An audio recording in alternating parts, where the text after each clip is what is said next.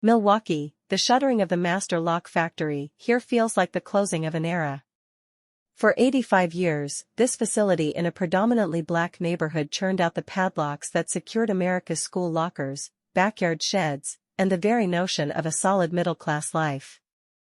Now, as the last batch of master lock padlocks roll off the line today, the plant's closure represents a soft underbelly in President Joe Biden's bold economic vision and re-election pitch. At the core of Biden's first term has been an ambitious drive to bring manufacturing jobs back to American shores and provide robust incentives to reshore strategic industries like semiconductors. And in fairness, he's logged some significant wins. Since the pandemic-induced recession of 2020, the U.S. economy has regained every single factory job lost, the first such full recovery in close to half a century. Some 146,000 more workers are now employed in American manufacturing compared to 5 years ago.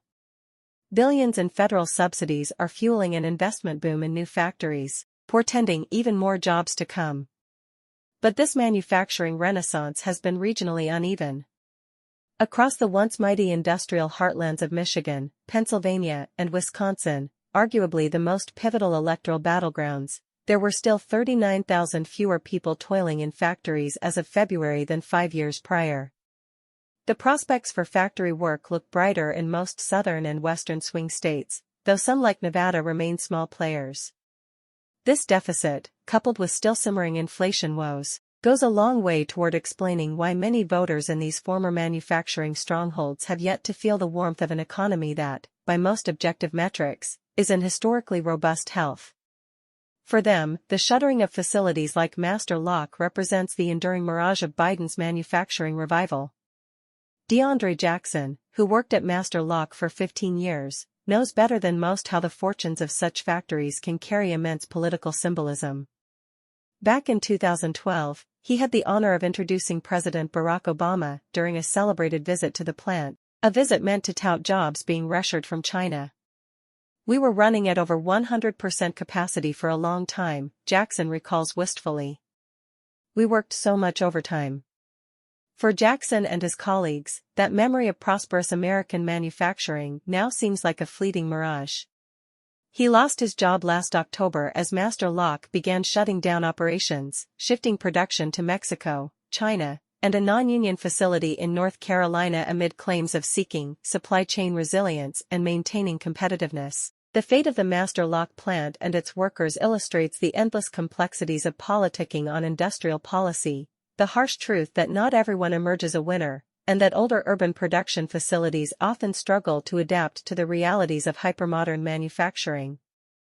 Revitalization efforts at such sites can move at an absolute glacial pace. These days, the premium factory jobs enabled by Biden's policies are far more likely to crop up in the wide-open exurban farmlands of the South and West rather than the faded industrial cities of the Midwest that have bled jobs for decades. And that disconnect could well have consequences at the ballot box come November, particularly in a closely divided battleground like Wisconsin, where a mere 20,682 votes decided the presidency just 3 years ago.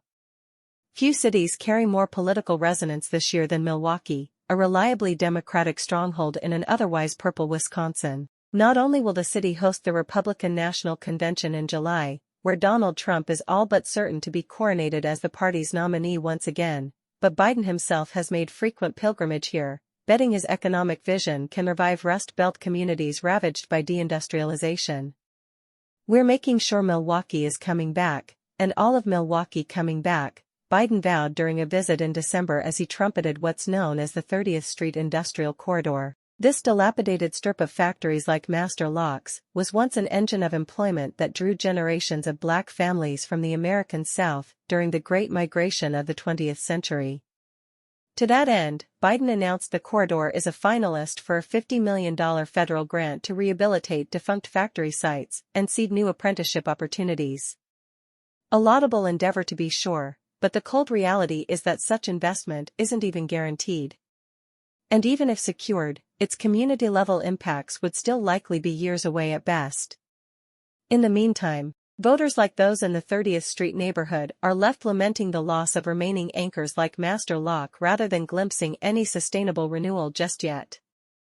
Union leaders contend Fortune Brands, Master Lock's corporate parent, simply neglected the Milwaukee plant for years, letting machinery and facilities become functionally obsolete rather than making investments to modernize. "It's a functional museum," laments Mike Bink, who followed his father's footsteps into Master Lock at age 18, remaining there for 45 years, before rising to lead United Auto Workers Local 469, representing the company's Milwaukee employees.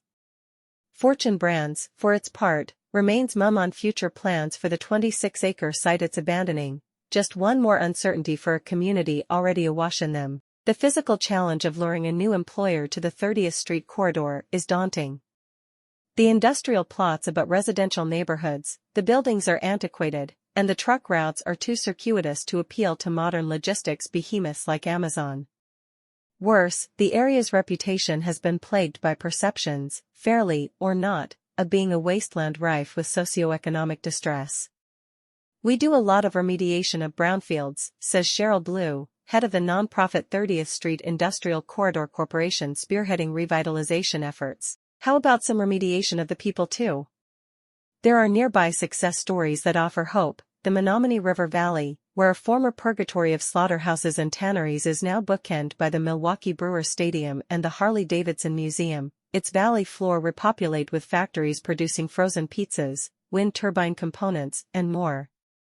It was here in the Menominee Valley, in fact, that Biden visited just last August to laud the renewable energy jobs being minted under his signature Inflation Reduction Act. "Instead of exporting American jobs, we're creating American jobs and exporting American products," he proclaimed at the Spanish-owned Ingatine plant. And they're being built right here in Wisconsin and places where factories had been shut down. Yet even closer to the 30th Street corridor sits a more sobering reminder of the odyssey facing Biden's revival efforts. Back in 2009, the city of Milwaukee took control of an 86-acre site that was once home to a sprawling A.O. Smith automotive factory employing upwards of 10,000 workers in its heyday. After years of demolition and remediation efforts, that plum tract now houses a modest industrial park, a municipal depot, and a Spanish railcar manufacturer.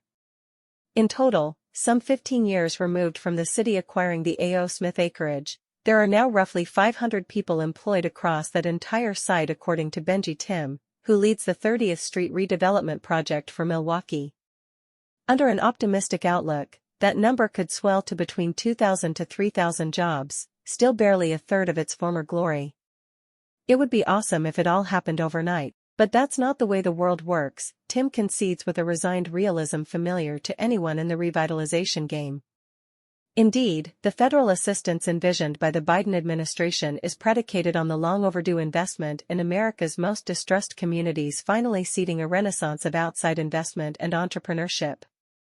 But as Tim points out, he's been chasing that very dynamic with federal support since the George W. Bush presidency. The global forces of economic change are stubborn adversaries irrespective of who occupies the White House. The hard truth, in the view of Edward Ned Hill, an economic development expert at Ohio State University, is that many forms of legacy manufacturing, like those jobs lost at Master Lock, simply aren't coming back through sheer force of political will. That's political suicide to say it out loud, but it's true, Hill says bluntly. To be certain, there are grains of truth behind Biden's bullish economic narrative for a place like Wisconsin. Yes, manufacturing employment remains down slightly from 5 years ago. But the comparison looks markedly better when viewed over just the last 4 years since the pandemic's nadir, with a modest uptick recorded. Unemployment in the Milwaukee metro is hovering near generational lows. A construction boom, punctuated by a skyline rapidly repopulating with luxury apartment towers, has taken root. There's a ribbon cutting or a groundbreaking around here constantly, affirms Milwaukee's newly elected Mayor Cavalier Johnson, the city's first black mayor. Yet what remains largely missing from Milwaukee's economic renaissance are the jobs-rich, heavyweight manufacturing investments needed to truly transform its fortunes long-term, or even just the sort of multi-billion-dollar semiconductor and electric vehicle projects proliferating elsewhere that have become emblematic of Biden's industrial policies. The marquee private sector manufacturing announcement in Milwaukee during Biden's tenure has been last June's opening of a $285 million production complex for the Japanese heavy machinery firm Komatsu. A solid get, no doubt, with projections of 400 new jobs, but that project was greenlit back in 2018 under the prior administration. According to White House data, not a single major new manufacturing investment has been pledged within Milwaukee's city limits since Biden took office 2 years ago. The closest thing is a relatively modest $170 million project, bearing a footprint some 25 minutes west in the suburb of New Berlin, a community with a median household income nearly double that of the city itself.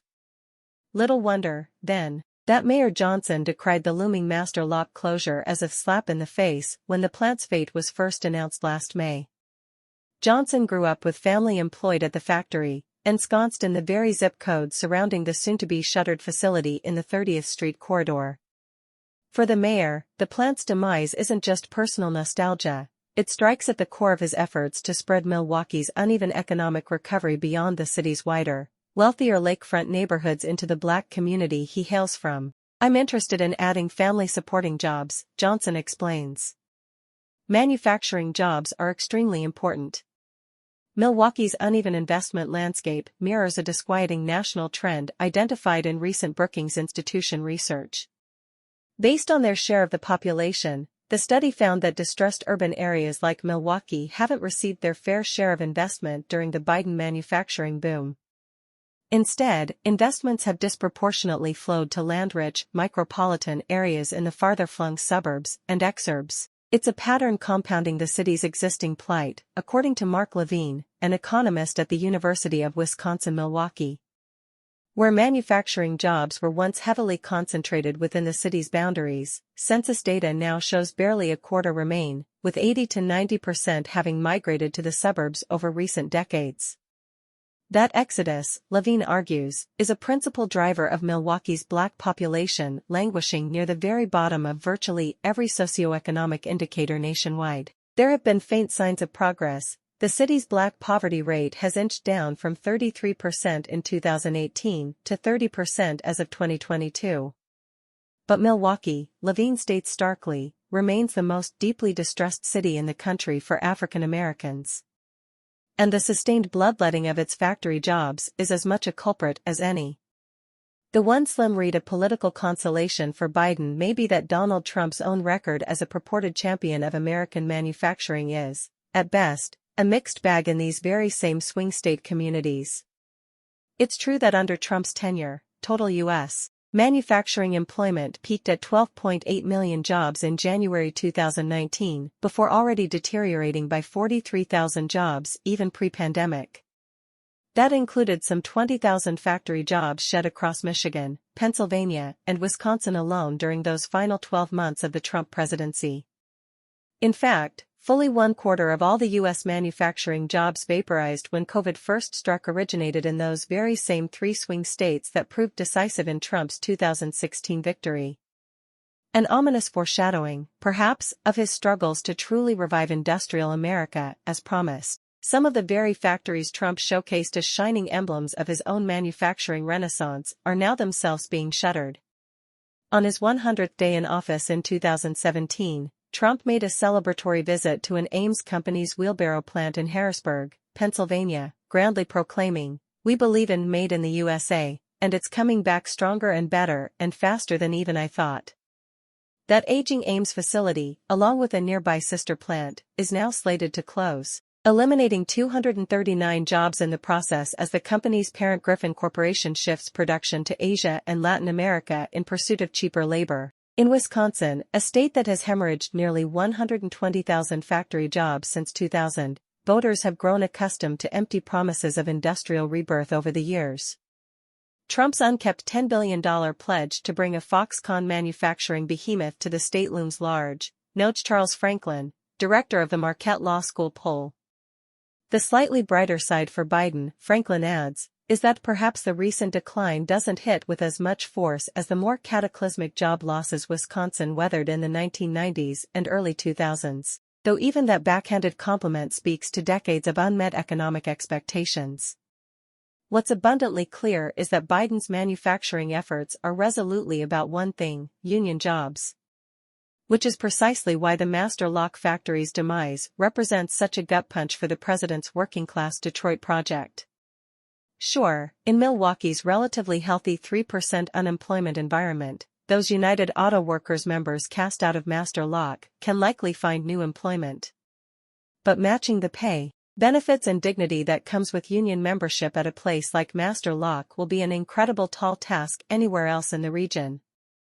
DiAndre Jackson, the worker introduced earlier who was let go last October, is transitioning his own next chapter into the realm of local politics. He's running for alderman in a district surrounding the master lock plant, campaigning under the organic slogan "From the factory floor to City Hall."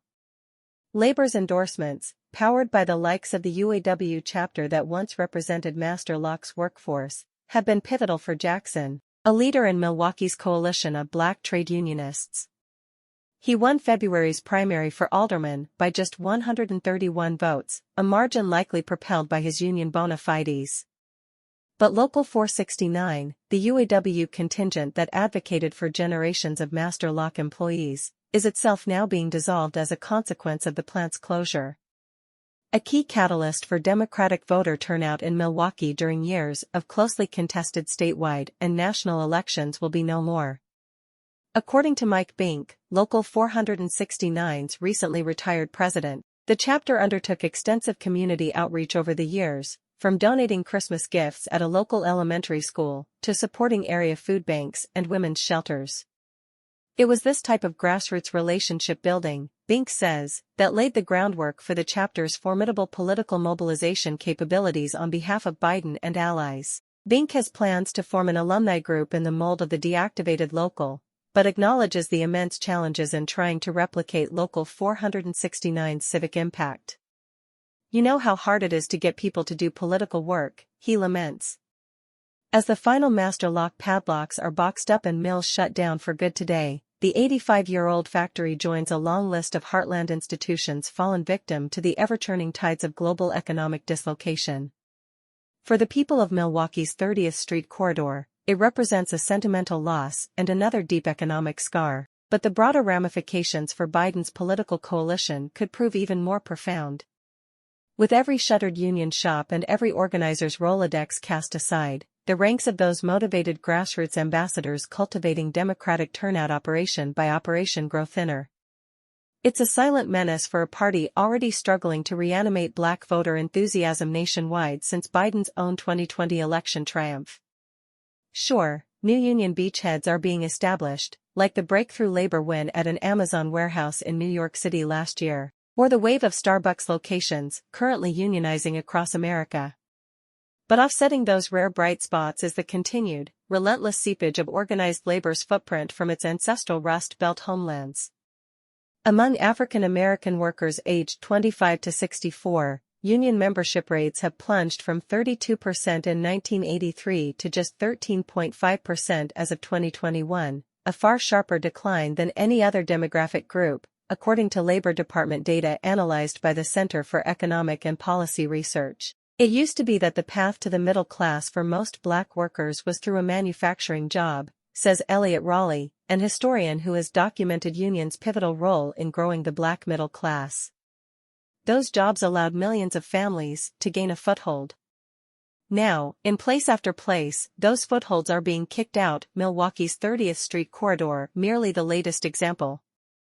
The radiating consequences for black political voice and economic security may ultimately prove graver than any rippling effects across upper Midwestern battleground states, because while the Rust Belt reckonings of the past generation are politically treacherous terrain for Democrats, President Biden has been determinately fixated on an economic vision of reclaiming the party's former mantle as sentinels of blue-collar dignity. Reviving a new ecosystem of union employment to reseed middle-class prosperity in forlorn cities like Milwaukee has been his espoused raison d'etre.